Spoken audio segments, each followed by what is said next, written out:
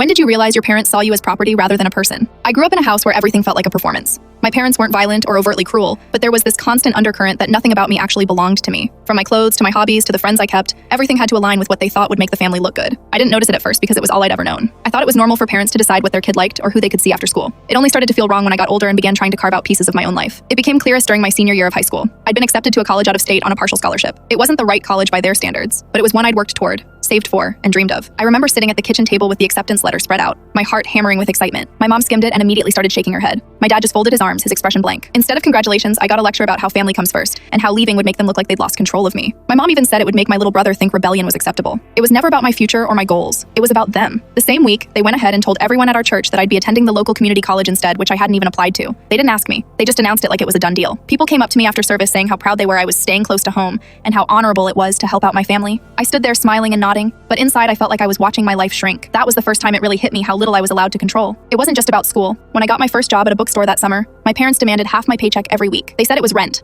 but also bragged to others about how they'd taught me financial discipline. When I bought myself a phone with my own money, my dad went through it regularly, scrolling through my texts and contacts. He said if I had nothing to hide, I shouldn't care. My mom once threw away a journal she found in my room because she didn't like the tone of what I wrote. She told me my thoughts were ungrateful. I didn't even argue anymore. I just went quiet. One night stands out more than the others. I had a friend, Emily, who lived a few blocks over. We'd been close for years, and she was one of the only people I could vent to. I told her about the college situation, and she said I should come over to her house to talk. It was around 8 p.m. when I asked my parents if I could go. My dad immediately said no. I'd been out too much lately, even though I'd only gone to work and school. When I said I really needed to see her, my mom snapped that I wasn't some independent adult and didn't get to come and go like a stray cat. She said if I left, I shouldn't bother coming back. I remember standing there frozen, realizing it wasn't about curfew or safety or even rules. It was about control. They saw me as an extension of themselves, not a person. That night I stayed in my room and didn't come out. I felt numb. I thought about how my parents always spoke about me to others like I was a trophy. How they used my achievements as proof they were good parents but never actually asked me what I wanted. How any attempt at autonomy was treated like betrayal. I started keeping my things in a small backpack under my bed, just in case I had to leave quickly. It felt like the only way to hold on to some part of myself. By the time graduation rolled around, I'd quietly made other plans. I deferred the local college admission my parents set up and worked full-time at the bookstore. I saved every penny I could. I found a small apartment with a roommate a few towns over and signed a lease without telling them. The day I moved out, they were at work. I left a note on the kitchen table. It wasn't dramatic. I just wrote that I loved them but needed to live my own life. I half expected them to call the police or show up at my job. They didn't. They sent a text that night saying I'd embarrassed them. It's been 3 years since then. I've rebuilt my life piece by piece, and I'm finally at the college I originally wanted to attend. My relationship with my parents is complicated. They still act like I ran away rather than moved out. When I visit, they introduce me to people as